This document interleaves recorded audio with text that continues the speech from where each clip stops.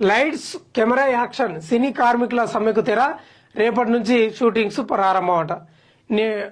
ఇక ఇది lights camera action అనేది ఈ సినీ కార్మికులు ఎవరైతే ఉన్నారో వాళ్ళు చాలా దాదాపు నెల రోజులు అవుతుంది అనుకుంటున్నా. Subject correction. సినీ కార్మికులు వాళ్ళకు 30% వేతనాలు పెంచాలనేది ఉంది. కానీ అక్కడ నిర్మాతలకు కార్మికుల మధ్య ఎవరో పుల్ల పెడుతున్నారట.